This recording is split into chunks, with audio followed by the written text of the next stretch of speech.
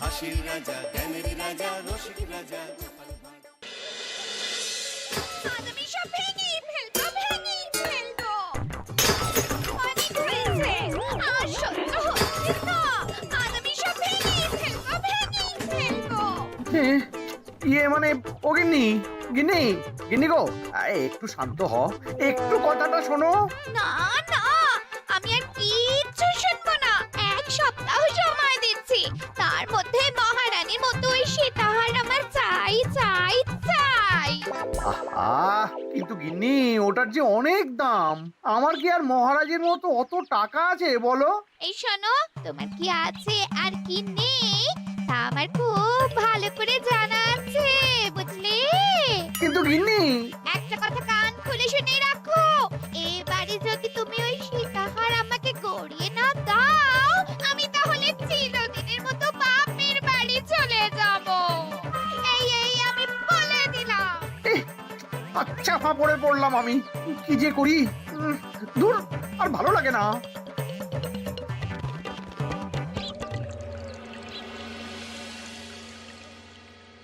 আজকে তোমাদের সকলের কাছে আমার একটা প্রশ্ন আছে। বলুন মহারাজ। আচ্ছা, ধরো তোমরা যদি এ রাজ্যের লোক না হতে, অন্য কোনো রাজ্যের হতে, তাহলে তোমাদের কাছে কৃষ্ণনগর কেমন মনে হতো? মহারাজ, এক কথায় বলতে গেলে সমৃদ্ধ শক্তিশালী রাজ্য। বেশ, তা হঠাৎ এমন প্রশ্ন মহারাজ? আসলে বেশ কিছুদিন ধরেই আমি একটা কথা ভাবছিলাম। ঈশ্বরের দয়ায় আমাদের সবই আছে, তবু রাজ্যকে আরো শক্তিশালী ও অন্যান্য রাজ্যের সাথে সুসম্পর্ক বজায় রাখা একটা রাজধর্মে পড়ে। ঠিক বলেছে। ঠিক বলেছেন। বলি, তুমি কি এসব কথা কখনো ভাবো মন্ত্রী? হ্যাঁ, মানে আগে রোজ না, কিন্তু কখনো সখনো বোধহয় ভেবেছিলাম। কবে শুনি? ওই তো কিছুদিন আগে, ওই সেদিন। এটা ঠিক কোন সেদিনের কথা বলছেন মন্ত্রী মশাই? যেদিন আকাশে ওই দুটো সূর্য উঠেছিল? তোমাকে সবকিছুতে ফোড়ন কাটতেই হবে না গোপাল, হ্যাঁ? কি আর করি বলুন, আপনার কষ্ট যে আর সহ্য হয় না। যাই হোক, মুদ্রা কথা হলো, এসব কথা মাথায় রেখে এখন আমাদের কিছু করা উচিত। কিন্তু কি করা উচিত সেটা আমি ঠিক বুঝতে পারছি না। এই একটা করে রসগোল্লা খাওয়ালে কেমন হয়? এই, তুমি থামবে? মহারাজ, আমার কাছে একটা উপায় আছে। 10 দিনের একটা মিলন মেলার আয়োজন করলে কেমন হয়? খুব বাজে হবে। একটা মেলা কত ঝামেলার কাজ সেটা বোঝো? একেই কত খরচ, তার উপর আবার অনেক লোক। মোটেই না, এটা তো দারুণ বুদ্ধি দিয়েছো গোপাল।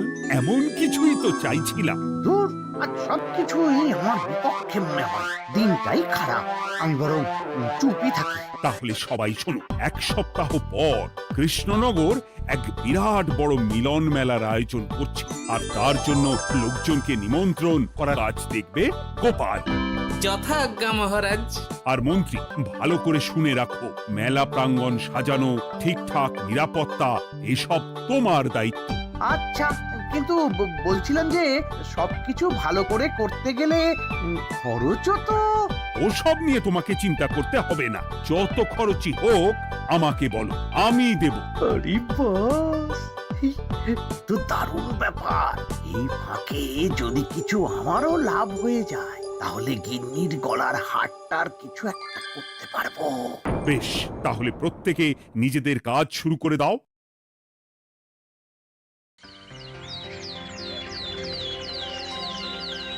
শোনো শোনো শোনো, 1 সপ্তাহ পর কৃষ্ণনগর মেলা প্রাঙ্গণে অনুষ্ঠিত হতে চলেছে 10 দিন ব্যাপী মিলন মেলা। সকল গ্রামবাসীকে এই মেলায় আসার জন্য আমন্ত্রণ জানানো হচ্ছে। শোনো শোনো শোনো।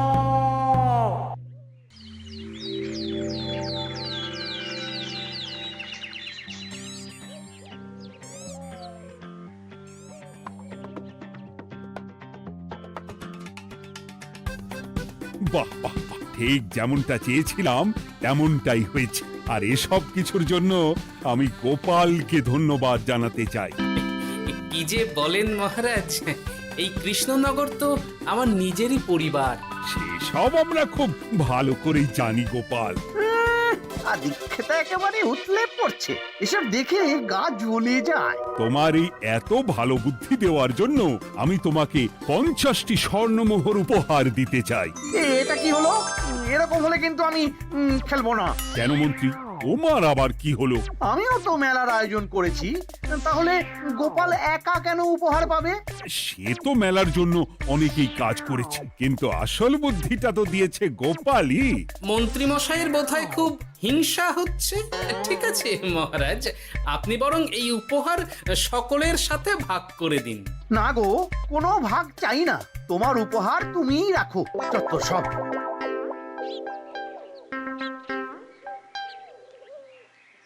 আমার কি এত খারাপ দিন এসেছে নাকি যে আমাকে গোপালের থেকে পুরস্কার নিতে হবে? অনেক হয়েছে।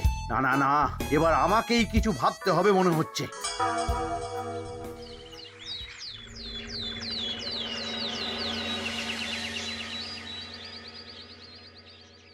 আমার আমার সব শেষ হয়ে গেল গো, সব শেষ হয়ে গেল। এবার এবার আমার কি হবে? মহারাজ, মহারাজ কিছু একটা করুন, মহারাজ কিছু একটা করুন। চিন্তা করো না, আমি দেখছি, যারা দোষী তারা শাস্তি পাবেই। কি শুরু হলো বলো তো হঠাৎ করে? এত বড় বড় চুরি ডাকাতি হয়ে গেল, অথচ কেউ কোনো টেরই পেল না। হ্যাঁ মহারাজ, আসলে রাতের বেলা যখন সবাই ঘুমিয়ে থাকে তখন এই চুরি ডাকাতিগুলো হয়, তাই কেউ কোনো শব্দ পায় না। ভালো করে অনুসন্ধান করো, যে বা যারা এই কাজ করছে তাদের যত তাড়াতাড়ি সম্ভব ধরে ফেলতে হবে, নইলে তো আমাদের প্রজাদের অনেক ক্ষতি হয়ে যাচ্ছে। হ্যাঁ মহারাজ, আপনি কোনো চিন্তা করবেন না। কোথায় আনন্দ করে সব প্রজারা মেলা ঘুরবে তা নয়, আবার এই উটকো ঝামেলা। একটা কথা বলছি, কিছু মনে করবেন না। আসলে এই ঝামেলার কারণ হলো গোপাল। আমি ঠিক জানতাম কোনো না কোনো ভাবে আপনি আমাকে দোষ দেবেন। সত্যি তো, এসবের সাথে গোপালের কি সম্পর্ক? ওরই তো সম্পর্ক আছে মহারাজ। মেলা শুরু হলো আর তার সাথে চুরি ডাকাতিও। আর যদি গোপাল মেলার বুদ্ধিটা না দিত তাহলে রাজ্যে এত চুরি ডাকাতিও বাড়তো না। মানছি মন্ত্রী মশাই, মেলার বুদ্ধিটা আমার, কিন্তু মেলার নিরাপত্তা রক্ষা তো আপনার দায়িত্ব ছিল। যদি মেলা থেকেই এই ঝামেলা শুরু হয় তাহলে তো আপনার কাজেও ফাঁক আছে। মুখ সামলে কথা বলো গোপাল। আহ, তোমরা একটু থামবে? এখন নিজেদের মধ্যে ঝামেলা করার সময় নয়। সবাইকে একসাথে কাজ করে আসল চোর ডাকাতদের ধরতে হবে, তারপর বোঝা যাবে কার দোষ ছিল আর কার নয়। আগে মহারাজ।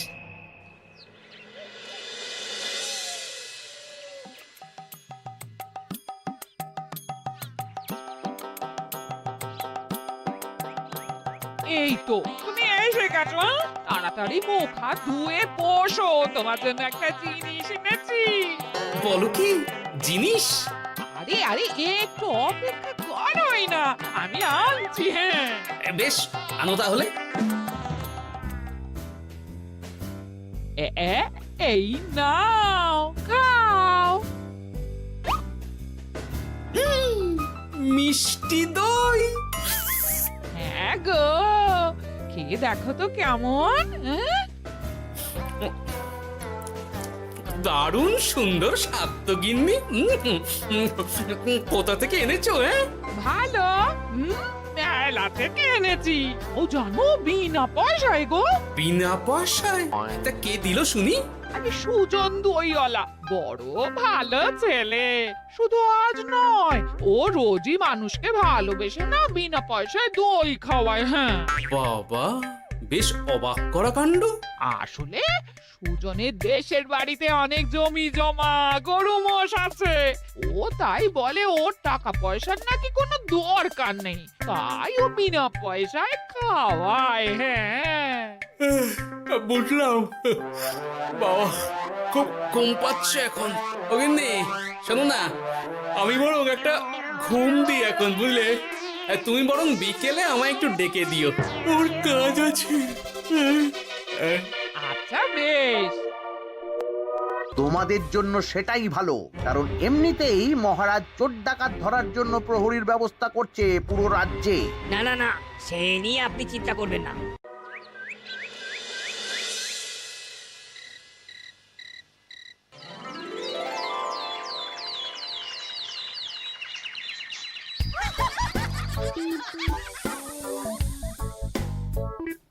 কই গো, ওরে আর কতক্ষণ ঘুম হবে? সকাল তো হয়ে গেল। সে কি গিন্নি, সকাল? তোমাকে যে আমি কতবার বললাম আমাকে বিকেলে ডেকে দেবে। বলি কবেকার বিকেল? গতকালে না আজকে? তা তোমার বুদ্ধিতে কি বলে গিন্নি? আমার বুদ্ধি নিয়ে কথা বলো, আগে নিজের ঘুমকে দেখো। গতকাল বিকেল থেকে ডেকে ডেকে গলা ব্যথা হয়ে গেল, কিন্তু ওনার ঘুম আর ভাঙে না। হতেই পারে না। আরে না, ওদিকে কাণ্ড দেখো, রাতের খাবার পর্যন্ত পড়ে আছে। আজব কাণ্ড। যাই হোক, অনেক দেরি হয়ে গেছে বুঝলে, আমাকে এক্ষুনি রাজসভার জন্য বেরোতে হবে।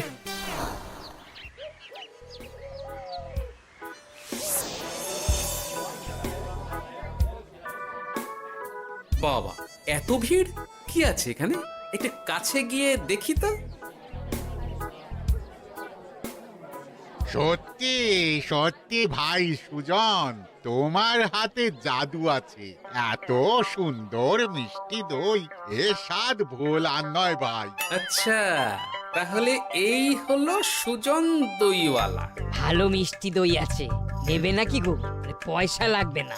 জানি তো, সত্যি দারুণ স্বাদ এই দইয়ের। আমি খেয়েছি তো।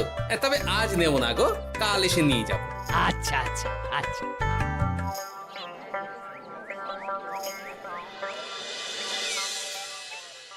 আর কোনো নতুন খবর পেলে ওই ডাকাতদের ব্যাপারে? না মহারাজ, এখনো ঠিক ধরতে পারিনি। ওরা বোধহয় বুঝতে পেরে গেছে যে আমরা খোঁজ করছি। মহারাজ, আমার মাথায় একটা নতুন বুদ্ধি এলো। রাতের বেলা করে সব বাড়িতে পাহারা দেওয়া শুরু করলে কেমন হয়? সব চুরি তো রাতেই হচ্ছে। আরে, এ তো দারুণ বুদ্ধি। কিন্তু মহারাজ, আমাদের রাজ্যের প্রহরীরা রাতের বেলা কি করে পাহারা দেবে? কেন কেন, কি সমস্যা? অনেক সমস্যা আছে। তাদের শরীর খারাপ হতে পারে, তার চেয়েও বড়, রাত জেগে থাকলে দিনে তারা সকলে ঘুমোবে, তখন পুরোটাই বেকার হবে। কিচ্ছু বেকার হবে না মন্ত্রী মশাই, আমাদের প্রচুর সেনা আছে, তাদের সকলকে দায়িত্ব ভাগ করে দিলেই হয়ে যাবে। তুমি বেশি বোঝো। গোপাল তো কিছু ভুল বলেনি মন্ত্রী, আমরা পাহারা বাড়াবো। আমি আজই সব সেনাদের সাথে কথা বলছি। সেনাপতি, তুমিও এ ব্যাপারটা একটু দেখো। যথাজ্ঞা মহারাজ।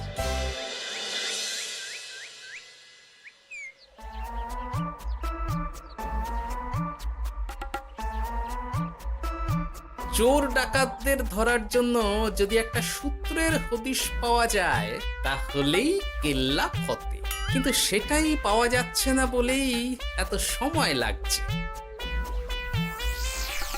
আরে, ওটা মন্ত্রী মশাই মনে হচ্ছে না? আড়ালে দাঁড়িয়ে এরকম কার সাথে কথা বলছে?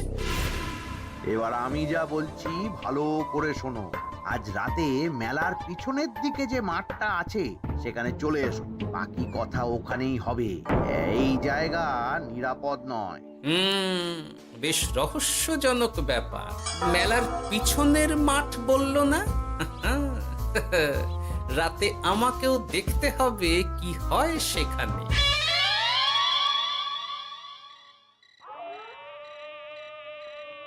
উফ, কি মশা রে বাবা! কখন থেকে দাঁড়িয়ে আছি, মন্ত্রী মশাইয়ের পাত্তা নেই কেন?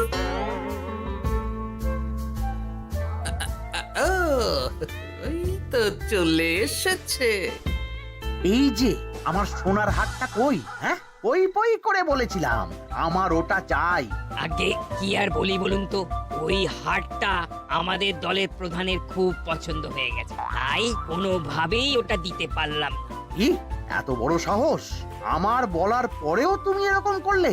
বড় ভুল হয়ে গেছে মন্ত্রী মশাই, এবারের মতন ক্ষমা করে দিন, আর হবে না, এই কথা দিচ্ছি। তোমাদের জন্য সেটাই ভালো, কারণ এমনিতেই মহারাজ চোর ডাকাত ধরার জন্য প্রহরীর ব্যবস্থা করছে পুরো রাজ্যে। না না না, সে নিয়ে আপনি চিন্তা করবেন না, আমাদের ধরা পড়ার কোনো সুযোগই নেই। কারণ যে পরিমাণ ওষুধ আমি আমার দইতে মিশিয়ে দিই, সেটা একবার যে খাবে মরার মতন ঘুমোবে। বাহ বাহ বাহ, সে তো খুব ভালো। করো করো। তার কোনো নতুন খবর পেলে? মেলা তো শেষের দিকে। হ্যাঁ পেয়েছি। পাশের গ্রামে বলরাম নামে এক বড় মহাজন আছে। পরশু তার মেয়ের বিশাল ধুমধাম করে বিয়ে। শেষ একটা বড় দান মারতে পারলেই আপনার আমার দুজনেরই শান্তি। আচ্ছা, এই ব্যাপার তাহলে। এসব কিছুর পেছনে মন্ত্রী জড়িত। এইবার বুঝতে পারছি কেন রাতের পাহারাতে ওনার এত আপত্তি ছিল। কিন্তু ওই লোকটা কে? ঠিক আছে, এখন যাও, একটু সাবধানে কাজ করো আর আমার পাওনাটা ঠিকঠাক দিও, কেমন? সে কি সুজন দইওয়ালা? এবার আমার কাছে পুরো ব্যাপারটা পরিষ্কার হয়ে গেছে। না, কালই মহারাজকে সব জানাতে হবে, আর এদের হাতে নাতে ধরার জন্য একটা উপায় ভাবতে হবে।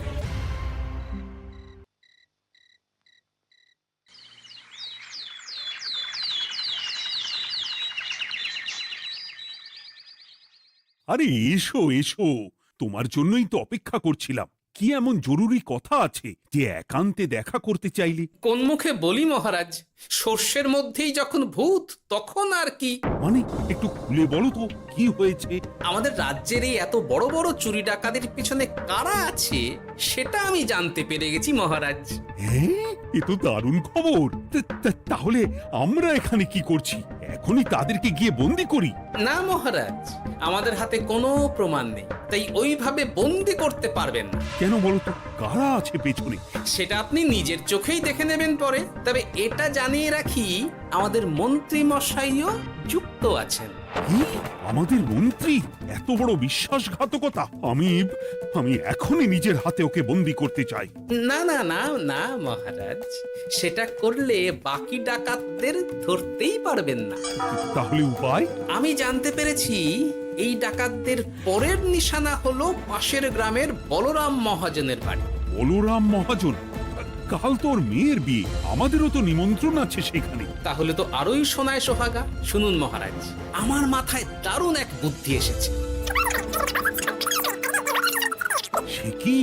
হ্যাঁ, আপনি কোনো চিন্তা করবেন না, আমি শুধু যা বলছি সেটা করুন, বাকিটা আমি সামলে নেব। তবে দেখবেন যেন মন্ত্রী মশাই এসবের কিচ্ছুটি টের না পায়। বেশ বেশ বেশ।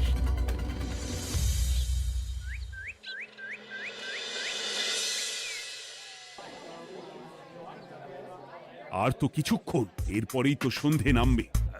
তোমার সবকিছু তৈরি তো? হ্যাঁ মহারাজ। আরে, মহারাজ আর গোপাল কানে কানে এত কি কথা বলছে? আমাকেও জানতে হবে সেটা। ওই যে আসছে মরকটটা, আমার আর ওকে এক মুহূর্ত সহ্য হচ্ছে না। মনে হচ্ছে গুদুম গুদুম করে ওর মাথায় গাঁটটা মারি। শান্ত হন মহারাজ, দয়া করে শান্ত হন আর একটুখানি। তারপর আপনি মন্ত্রী মশাইয়ের সাথে যা ইচ্ছে করবেন। ওর আমি বরং অন্যদিকে যাই। মুখ দেখলেই আমার মাথাটা গরম হয়ে যাচ্ছে। সেই ভালো। কি হলো ব্যাপারটা? যাই হোক, আর তো কিছুক্ষণ, তারপর আমার বিশাল লাভ হবে। বরং ততক্ষণ আমি পেট পুজো করি।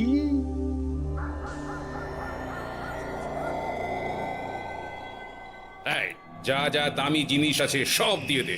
এই তো খেলা শুরু। এবার আর আমায় পায় কে? ও বাবা, এরা আবার কারা? সত্যি গোপাল দারুণ চাল চেলেছে। এই তোমরা এখানে কি করতে এসেছো? কেন, তোমরা যা করতে এসেছো? ডাকাতি? এমন তো কোনো কথা ছিল না। কার দলের লোক তোমরা? মন্ত্রী মশাইয়ের দলের লোক। এই রে, কি বলছে সব? কোথায় কোথায়? এই মন্ত্রী মশাই, এই কি বলছে এরা? আপনি দু নৌকোয় পা দিয়ে চলছে, আমরা থাকতে আপনি আরো এক ডাকাতের দলের লোককে ডেকেছেন। কি মন্ত্রী? শেষে কিনা তুমি? খেয়েছে রে, আর বোধহয় বাঁচতে পারবো না। কই, চুপ কেন? বলুন, মন্ত্রী মশাই সোনার হার ডাকাতি করে আপনাকে দেওয়ার জন্য এখানে ডেকেছেন। কি সোনার হার? আমাকেও তো একই কথা বলেছে। আপনি আমাদের থেকে খবর নিয়ে অন্য দলকে কাজ দিয়েছেন। এই না না, মিথ্যে কথা। কিসের মিথ্যে? আপনি ছাড়া তো আর কেউ জানতো না এখানের কথা। না গো, আমি শুধু তোমাদেরকেই কাজ দিয়েছি একদম শুরু থেকে। আর কোনো ডাকাতের দলকে আমি চিনি না, আমি তো নিজেই প্রথম শুনছি। মন্ত্রী, লজ্জা করে না তোমার? তুমি আমার প্রজাদের এইভাবে ঠকাচ্ছিলে। ইয়ে মানে মহারাজ, আমি আসলে অনেক হয়েছে মন্ত্রী মশাই, আপনি ধরা পড়ে গেছেন। প্রহরী, বন্দি করো সবাইকে, আর মন্ত্রীকেও। আমাকে ক্ষমা করে দিন মহারাজ, আমি ইচ্ছা করে এটা করিনি। আসলে আমার গিন্নি কদিন ধরেই মহারানীর সীতাহারের মতো দেখতে হার বায়না করেছে। তার জন্য তুমি নিজেদের লোকেদের থেকেই চুরি করবে? আর কি করব বলুন, এক সপ্তাহের মধ্যে হার না দিলে বাড়ি ছেড়ে চলে যাবে বলেছে। তাই আমি এখন আপনি যেটা করেছেন সেটা যদি আপনার গিন্নি জানতে পারে তাহলেও বাড়ি ছেড়ে চলে যাবে। শাস্তি তো তোমাকে পেতেই হবে মন্ত্রী। আয়, কে আছো? শোনো, মন্ত্রীকে মুখে কালি মাখিয়ে গাধার পিঠে বসিয়ে সারা রাজ্য ঘোরাও, এটাই ওর যোগ্য শাস্তি। আর গোপাল, তোমার বুদ্ধির প্রশংসা করতেই হয়। তোমার পুরস্কার আমি কাল রাজসভায় দেব। দূর দূর, জীবনে বিয়ে করাই ভুল হয়েছে আমার।